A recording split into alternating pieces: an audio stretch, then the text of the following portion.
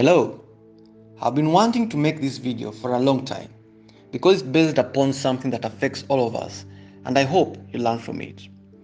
This is not a conspiracy video. I don't do conspiracies. I only do absolutes and well-researched facts. Something that you can go back and look upon or read upon on the internet or in your local library. That said, let's get down to business. On August 15, 1971, the then President of the United States, President Richard Nixon, made this infamous quote, and I quote, "The strength of a nation's currency is based on the strength of a nation's economy, and the American economy is by far the strongest in the world. Accordingly, I have directed the Secretary of the Treasury to take the action necessary to defend the dollar against the speculators. I have also directed the Secretary to suspend temporarily the convertibility of the dollar to gold or other reserve assets, except in amounts and conditions determined to be in the interest of the monetary stability and in the best interest of the United States." And I end quote.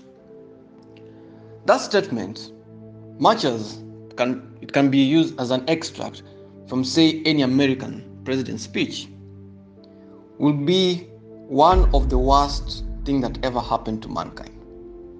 And I believe that many generations will look at it with utter disgust in the near future. And even right now, many of us who are either watching this video or listening to it were not born in 1971. But what happened on that fateful day, 15th August, has gone down to affect a lot of us, and I hope through this video you'll understand why. To summarize the statement, President Nixon, a man I consider to be the worst ever American president, who was the only one to resign from office because he was so scandalous. He was involved in a scandal called the Watergate scandal. That's a story for another day. But he was so corrupt, and his moral standings were wanting. So back to the story. To summarize the statement, the American president basically made the American dollar to be a fiat currency. A fiat money is a government-issued currency that is not backed by a stable commodity such as gold. Its value is based upon public sentiments and what we as citizens believe it to be. Say, if we say 100 pounds is 100 pounds, then 100 pounds will be 100 pounds. I hope I've not lost any of you. And much as the title of this video is "The Day the World Lost Its Soul," it is important to give 15th August 1971 a bit of context. The story begins in 1944. The Second World War is coming to an end, and America has earned the right to be the world superpower. With that in mind, the Allied nations meet in Bretton Woods, New Hampshire, to create a new financial system that will stabilize the world when the war is over. They choose the American dollar as a reserve currency. A reserve currency is a foreign currency held in significant quantities by central banks of other monetary authorities as part of foreign currency reserves. In the Bretton Woods system, the Allied countries agreed to fix their currencies to the US dollar, and the US dollar will be tied to gold at a price of $35 per ounce, or equivalent to 0.03 kilograms of gold. That allowed countries around the world to trade their currencies for US dollar, which they could in turn exchange for gold. And to avoid a logistical nightmare, the exchange gold was usually stored safely in the US. Because transporting gold is not like transporting, say, a bag of flour. It's a complex logistical nightmare. So many countries wanted to avoid that, and in short, they stored the gold in the US. So everything was working well until America began to run on budget deficits. So really, a budget deficit occurs when a government spends more in a given year than it collects in revenues, such as taxes. And many countries right now are on budget deficits, as we will realize later on this video.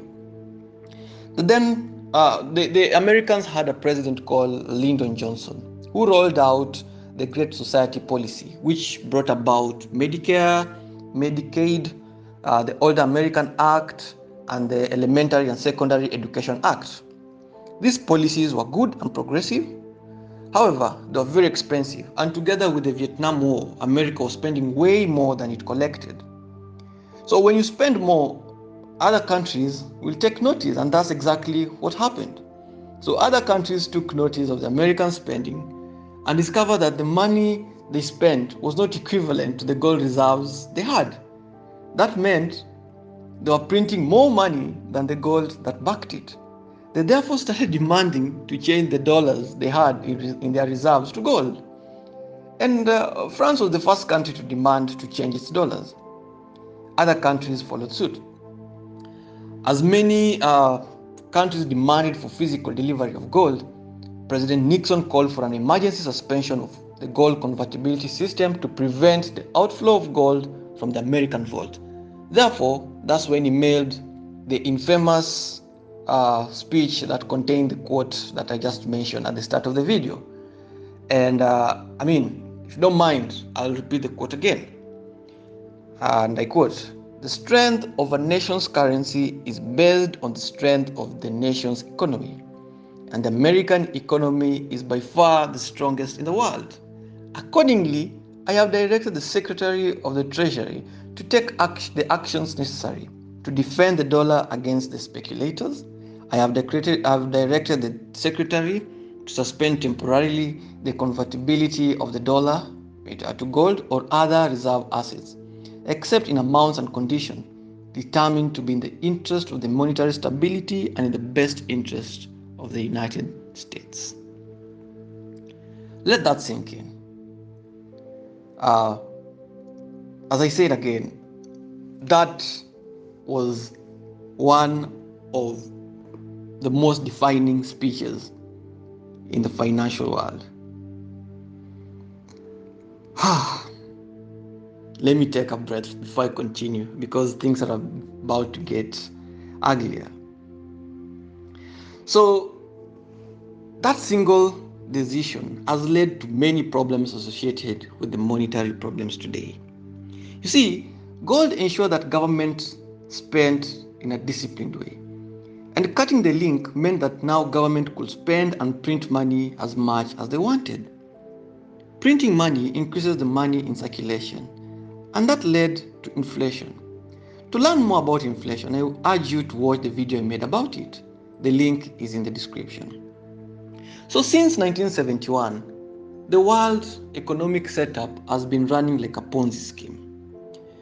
A PONZI scheme is a fraudulent investment scheme that promises returns for investors with little or no risk. PONZI scheme pays existing investors with funds collected from new investors. And because these new investors have also been promised large returns, the scheme's goal is to find even bigger group of investors to pay them off. For a PONZI scheme to succeed, it must seek to bring in more and more groups of investors. So if there is no addition investors coming, or a large number of existing investors cash in, then the entire system collapses. Without being linked to gold, US Treasury, through the Federal Reserve, has been able to borrow and spend as much money as it wants. Federal Reserves, or the Feds, print currency required for loan and in return receive an IOU from the US Treasury. These IOUs are also called government bonds. The US Treasury and Feds work closely to sell these bonds at auctions where foreign central banks, pension funds, and individuals buy them. These loans are spent on bills and paying previous loans. Question still remains: where does the government get the money to pay back current loan and interest charge on it? The answer is they borrow even more. This sends the government into perpetual borrowing spree, with each time borrowing more than the previous time. Tell me now, isn't that how a PONZI scheme works? You may be wondering, what's wrong with governments borrowing money to print money? Aren't they just working for the interests of its citizens? Well, the answer is no. Without anything tangible backing the dollar, governments could borrow and print money. This gradually leads to the value of the dollar being eroded.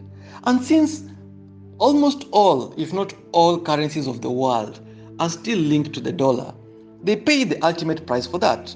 For instance, if the dollar loses value, the Kenyan shilling will lose value as well, and so is the British pound.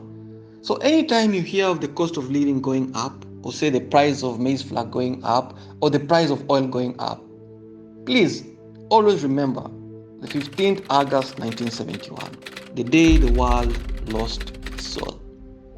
The current rate of inflation is crazy. An average Kenyan is wondering if he will be able to earn enough to keep up with the pace of inflation. Sadly, with the current economic situation, things will just get worse. And I hate to be that prophet of doom. The 2008 financial crash was a wake-up call. The post-COVID pandemic situation, especially in the stock market, offered even more warnings. Unfortunately, nothing has changed. When President Nixon made that infamous speech, he said that the delinking the dollar from gold was a temporary measure. It has been 50 years now, and we are still living with a self-detonating system. And let no politician come and tell you that they'll be able to reduce the cost of living, because I don't think any politician is capable of doing that. The only solution is probably delinking your currency from the dollar, which is virtually impossible, or alternatively, putting pressure on the American government through your government to link the dollar to something tangible, like gold. But I don't know if that will happen. So for me, I don't see any promising future when it comes to our financial setup, because it is rotten to the core. And as it stands, no one wants to take accountability. It's constant blame games, especially in the political class. And many people who can inflict change are ignorant to some basic facts. I am not an economist. I am not a financial advisor. But the little economics I know tells me or points to the fact that we are in big trouble. In 2020, the American government printed lots of money to give its citizens as a stimulus package for COVID-19 pandemic. That made the citizens have so much money, and in return, a lot of stocks went up because many people wanted to buy stocks in the stock market. So many companies were pumped up because the demand was high, and therefore the stock prices went up. And I remember that then President Donald Trump was all over the moon saying the stock market is doing well. The stock market rarely points, say it's not a very good indicator to tell you how the economy is doing. Well, it can be used as an indicator, but it's not always a reliable source. And for a short time, the world was deceived to believe that things were getting better because, it was COVID-19 pandemic and people were expecting the stocks to fall, but in return it was going up. The reason why the stocks were doing so well was because the American government printed money, gave it to its citizens as a stimulus package, and the citizens therefore had lots of money to spend. And right now we are paying the price because all those stocks that were up are all of a sudden down. So, and the trend will go on and on. Unless something happens, we'll be going through cycles of market crashing, market building up, the market builds up to form a bubble, then the bubble bursts and it crashes, and it goes on and on and on. We had the first crash we have had so many crashes, but the one that people talk about was in the 1999. Was it the dotcom bubble that burst? In 2008, we had the housing bubble burst. In 2020, we have the COVID one that has just burst. So unless something happens, unless we go back to the basics, we are not heading towards the right direction. And if we don't take the necessary precaution, then maybe one day we will wake up and money will be nothing more than a piece of paper, because money is losing power.